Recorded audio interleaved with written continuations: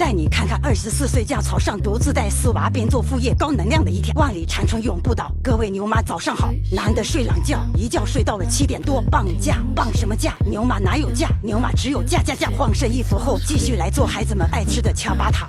孩子放假也是要做副业的，所以每天都很忙。红豆放下去，高压锅压熟，2个大的早早就醒来了，做他们爱吃的都吃得很快。听到老4的哭声，把他抱起来，给他换身衣服。等一下他要跟我一起去买菜。吃完早饭，把刚才换好的衣服放进洗衣机去洗，洗衣液加上这个爆炸盐洗得更干净。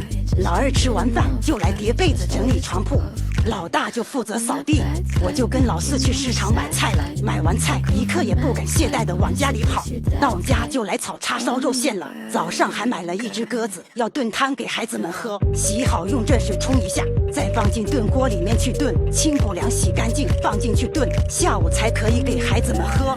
就来把昨晚的浅色衣服和贴身衣物洗起来，脱干水分。老2就负责晾衣服，老3醒了，给他把头发绑起来。把该忙的忙好了，我就来做叉烧包了。昨天副业收入400多，今天继续加油，放下去蒸，我就来做午饭了。孩子们很喜欢吃杂粮，所以我又来炒面了。大人就是迎合孩子的口味，还做了牛肉王、墨鱼王生菜汤，再加点蒜头酥更香。鸽子汤炖的差不多了，加点盐，让它继续炖10多分钟。炒面盛出来，端去给孩子们吃。每次都是老大和老3吃的最快。吃完饭，老大就负责洗碗，然后我继续来做叉烧包了。老大来帮我擀面皮，包子晾凉了，老大帮我放进保鲜袋里。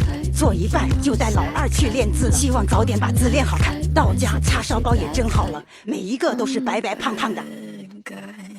其实这桑蒸笼可是很重，炖好的鸽子汤盛出来给孩子们喝，趁行假给他们补补。包子全部做好了，我就来把这个地打扫干净，顺便把地给拖了。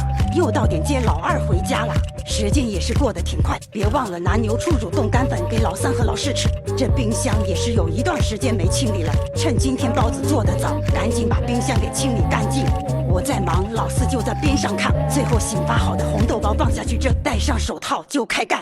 拿出这个多功能清洁喷雾，给冰箱来个深度清洁，淡淡的清柠椰香味，清洁冰箱真的很解压。一喷一擦，所到之处亮的能发光，能够有效去除冰箱里的异味。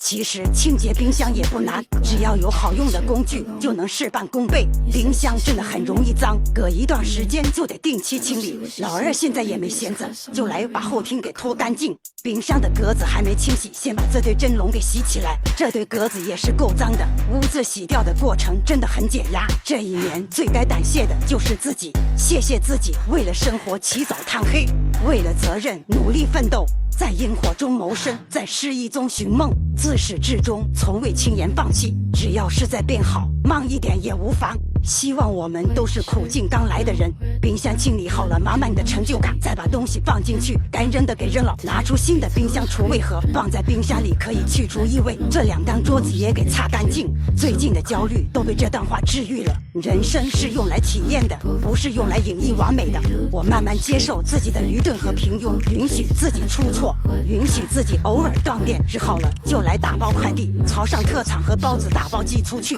就来把天井给冲干净，房间的地也得拖干净。